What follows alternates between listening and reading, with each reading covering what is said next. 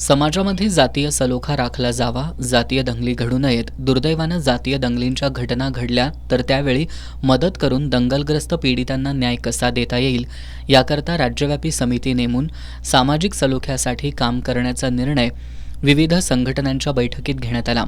भारत मुक्ती मोर्चाचे नेते डॉक्टर भारत पाटणकर यांच्या अध्यक्षतेखाली ही बैठक झाली. विशाळगड इथं 14 जुलै रोजी जातीय दंगल घडली. या दंगलीमध्ये मुस्लिम समाजातील लोकांचं मोठं नुकसान झालं. अशा घटना का घडतात, समाजामध्ये जातीय सलोखा राखण्यासाठी काय करता येईल या अनुषंगानं या बैठकीत चर्चा करण्यात आली. यावेळी बोलताना डॉक्टर भारत पाटणकर यांनी जातीच्या आधारावर लोकांच्यावर हल्ले केले जातात, त्यातून दंगली पेटवण्याचा प्रयत्न होतो. अशा घटना आता वाढतायत. मात्र पुरोगामी महाराष्ट्रात अशा घटना घडणं हे निषेधार्ह असल्याचं त्यांनी सांगितलं.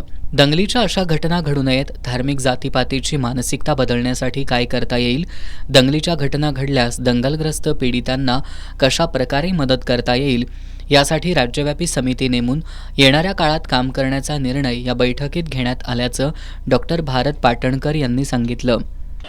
किंवा हे आहे की समाजामध्ये अशा तऱ्हेची काही मंडळी आहेत की हे झाल्यानंतर आम्ही त्यांना काहीतरी रेस्क्यू करायला जाणार, त्याच्याऐवजी होऊच नाही यासाठी आपण काय करावं. आणि झाल्यानंतरसुद्धा आपल्याला उशीर होतो, लवकर कळत नाही, त्यासाठी काय यंत्रणा करावी आणि ही मानसिकता बदलण्यासाठी काय करावं. महाराष्ट्रातल्या त्या लोकांना असं वाटलं पाहिजे, असं करणाऱ्यांना, की आपण हे केलं तर महाराष्ट्र जागावेल आणि महाराष्ट्र उठेल आणि हे मग आपण नको करायला धाडस. अशा तऱ्हेची परिस्थिती, नवी परिस्थिती या महाराष्ट्रामध्ये निर्माण करण्याच्या दृष्टीनं, कारण हा शाहू फुले आंबेडकरांचा महाराष्ट्र आहे आणि त्या ठिकाणी असं होणं बरोबर नाही, कुठंच होणं बरोबर नाही, पण इथं तर नाहीच नाही. म्हणून हा दुसरी बैठक आहे. या बैठकीमध्ये महाराष्ट्रव्यापी एक कमिटी ठरेल आणि त्यातून पुढचा कार्यक्रम आज आम्ही जाहीर करणार आहोत. दंगली घडवण्याचं काही संघटनांना प्रशिक्षण दिलं जात असून त्यांच्या मागं राजकीय पाठबळ असल्याचा आरोप हुमायून मुरसल यांनी केला. दंगल घडवणाऱ्यांच्यावर कारवाई न होता ते सहज सुटतात. गुन्हेगारांना शासन होत नाही. दंगली घडवणाऱ्या गुन्हेगारांना कठोर शिक्षा झाली पाहिजे. अशा घटना घडू नयेत यासाठी ठोस काहीतरी केलं पाहिजे. यासाठी आम्ही काम करणार असल्याचं हुमायून मुरसल यांनी सांगितलं. ज्या हिंसक घटना घडलेल्या आहेत त्याच्यामध्ये एक बदल असा झालेला आहे की दंगलींच्या ऐवजी सरळ एकतर्फे हल्ले सुरू झालेले आणि पीडितांना कुठल्याही पद्धतीनं न्याय मिळत नाही.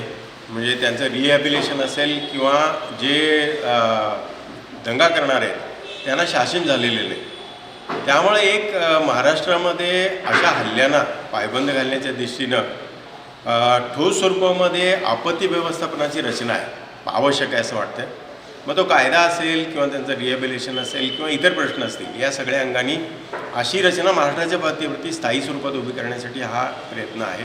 या बैठकीमध्ये तसा निर्णय मिळेल.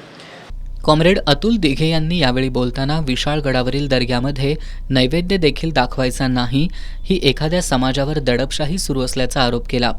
या बैठकीला कॉम्रेड संपत देसाई, माजी नगरसेविका भारती पोवार, धनाजी गुरव, प्रमोद मुजुमदार, बी.टी. पाटील, मेघा पानसरे, शाहिदा शेख, समीर बागवान यांच्यासह विविध सामाजिक संघटनांचे प्रतिनिधी उपस्थित होते.